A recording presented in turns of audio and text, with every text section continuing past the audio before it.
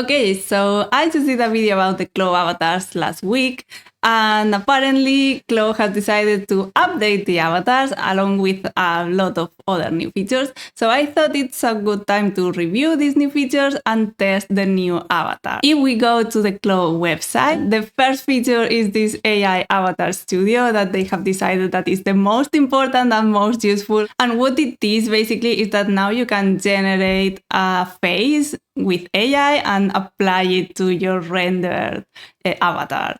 And I'm not quite sure how this image represents that, because the AI generated face is not applied to the avatar. Like, you can clearly see that she's just your regular avatar staring intently to this mirror that is not reflecting her. Anyways, I couldn't care less about this feature because I don't really care what face my avatar has, because my ultimate goal is that the garments that I create in Clo are going to be manufactured in real life. So I use Clo to make better and better fitting patterns, not to create AI generated stuff. So the second new feature in Clo is this PBR map generator, and I think this is really useful. We are going to try this in a minute because a lot of my time is spent scanning layers and then creating normal maps and displacement maps to be able to use them in Clo. So if this thing works, it's going to save me a lot of time.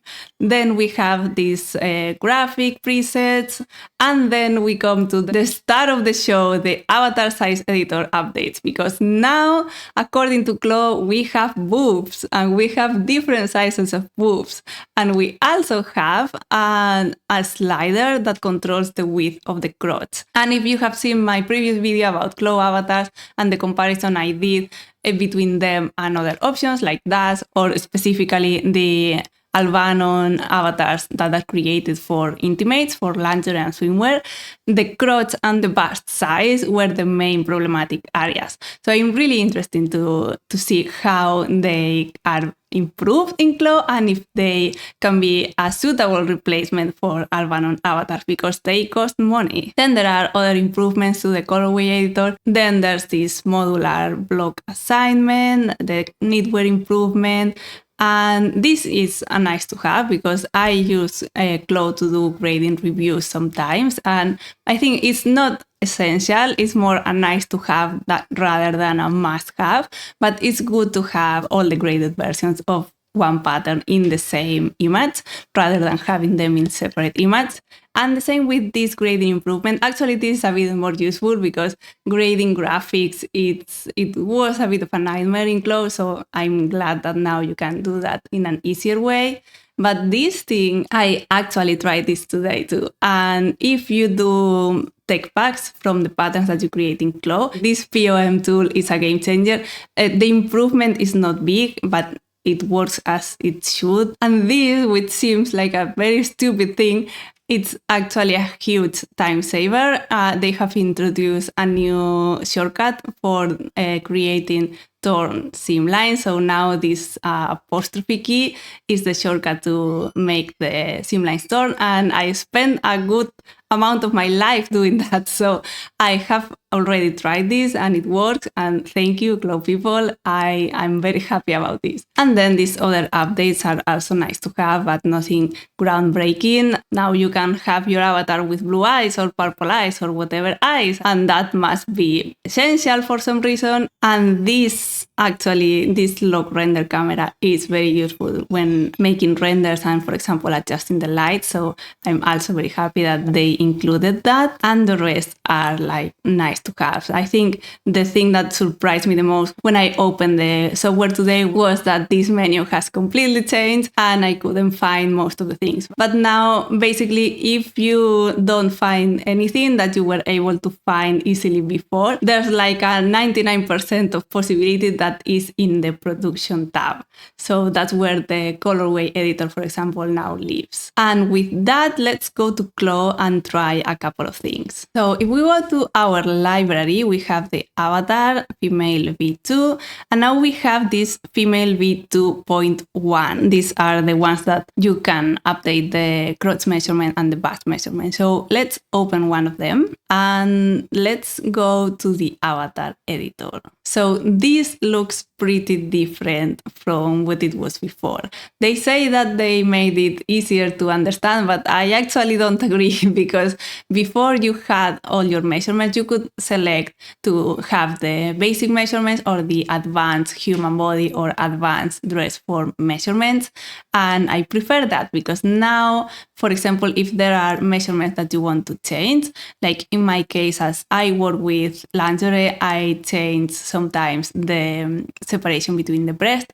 So you have to go here to this icon, and now you have to check, for example, this apex to apex, or for example, this one, the high point shoulder to apex. And now if you go back, you have them here and you can edit them. Another thing that has changed is that you used to be able to open this menu and select your size group, like European women or like Missy, Curvy, whatever. You used to be able to select it here. Actually, I'm coming from the future to say that Clo just released another update and they have fixed that. Now they have added the sizes for these new avatars here, and we are also able to change the size of the avatar from the avatar editor. Here we can choose the size group, and here we can choose the individual size that we want to apply. And after this message from the future, now let's go back to the video.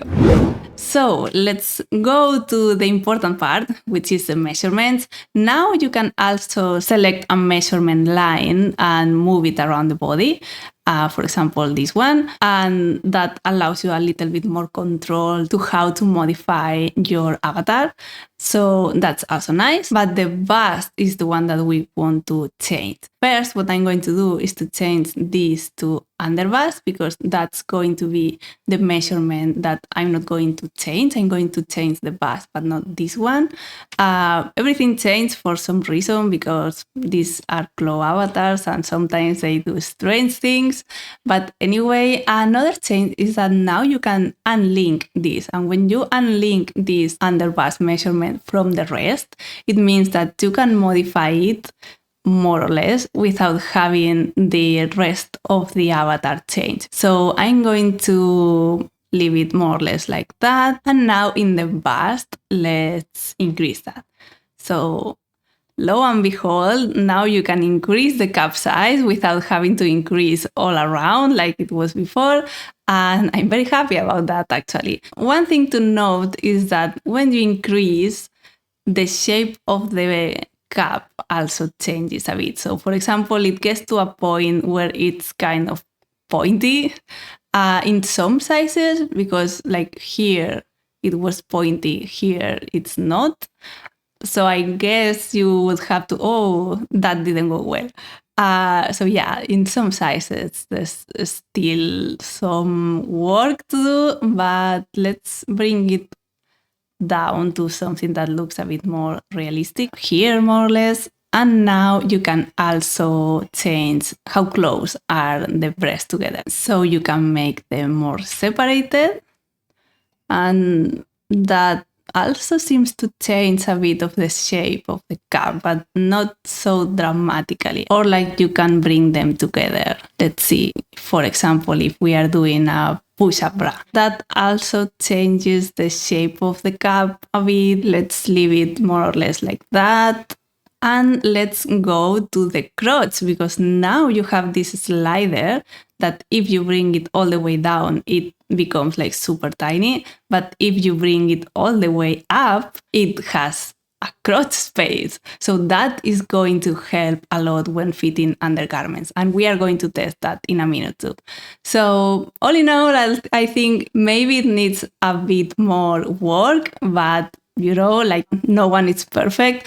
I'm going to try and make these bust measurements around the measurements of 34B, 75 here. Let's see what happens. We lost all the shape in the bust, and this, let's do it around 90. So now I'm going to try and test the same garment that I used in my previous video about comparing the avatars. And it fits reasonably well, the panty at least. It doesn't fit perfect still. Let me remove the skin offset to see it more clearly. But yeah, like it's better, much better than what it was before.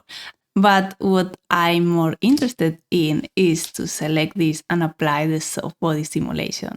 And it appears that we can't. So soft body simulation cannot be executed due to some failure, whatever.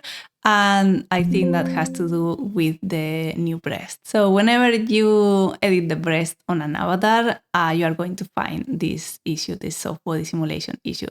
I hope they fix that because that's definitely a bug. And I would be very excited to see how this bralette looks with the soft body simulation applied. Because I think that now that we have boobs, I think it would be very useful to see how they react to this kind of bras or bralettes or whatever, like how they react to pressure, how they react to a garment that is actually supporting or not supporting them.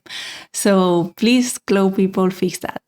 And I'm going to compare it to the Alvanon avatar that was created for lingerie. So let's compare these two. And I think, yeah, like it still doesn't fit as well as the Alvanon avatar, but the Alvanon avatar was created specifically for lingerie, and even this part is slightly exaggerated, so it's a bit wider than it usually is. So here it looks better, but here it doesn't look that bad. I think you could like get away with that, like maybe making it slightly smaller or maybe even strengthening the piece, but I think it's okay. And for the bralette, I tried to put into this avatar measurements that were similar to the Alvanon one. So I think the Alvanon one still has more boobs. It's tricky because there's the nipple here, so that changes the shape a bit. But I think it's not that far, like at least it's much better than before. So I like this. I think it's a good improvement. Would this allow me to substitute the Alvanon avatars completely? Probably not, because I still like the proportions of the Alvanon avatar for fitting. Not just lingerie, like the regular Alvanon avatars, I really like them. But I think this is a step in the right direction and it's way more usable than what we had before. So thank you for that. And also let me try really quickly the other new feature, that the one that created normal maps for fabrics. So let me create a new fabric and I'm going to call this Clo maps. So I'm going to bring, for example, this embroidery. Let's apply it here. And now when I select this fabric, I have here on the normal map, I have this icon that says generate. So I'm going to generate the normal map and it appears there. And I'm going to generate the displacement maps. And we could even like generate opacity, reflection, metalness. But I think with these two, like these two are the ones that I use the most, unless I have a specific reason to use the metalness or the roughness or whatever. So I'm going to compare that to the map that I had used my third-party software to generate. So I'm going to create another fabric and I'm going to apply this texture and the maps that I had. So the normal here and my displacement map here. And let's apply it to the other part of the cap. So now I'm going to position it more or less so that we can see it better. And if we look in the 3D window, I think they are basically the same. I don't see a lot of difference between these two. So I'm going to go to the render and see how they compare. Okay, so this was the one generated by Clo, and this one was the one that I created. So basically, I think they are almost the same. I think the black shapes, like the black thread of the lace, the embroidery in this case, is a bit more defined here. That here it looks a bit washed out in places, but that might be the lightning. And I think like for the amount of work that this tool saves, I think I can live with that. I will continue to test this with other fabrics and generating other maps, but I think that for now, this is a really good improvement. This is a really good tool to have in Clo. So this has been my quick review of the new features in the Clo version 2024.1. And I'm very happy with improvements. Some of these features, like the avatar generative face thing, I couldn't care less. But some of the other features, like the ones regarding the avatar measurements, the avatar burst size, and the crotch width, I am very happy about them. I'm not sure that they completely eliminate the need to create your own custom avatars, because the customization in Clo is still a bit limited. Like, you have a lot more options with Dash, for example, but that's also a lot of hassle. And of course, like, if you want accurate avatars for fitting, I think the Alvanon ones are still a bit better. But I think also that they are quite more expensive than having just a free avatar in Clo and modifying it. So I think it's a super good improvement, but they do need to fix the bugs that there are, like with the sizes and everything, and they do need to fix the soft body simulation, because I really, really want to test that. So that's all for today. I hope you find this helpful, and let me know your thoughts about these Clo improvements in the comments. I would love to read them. See you soon in the next video, probably next week, who knows.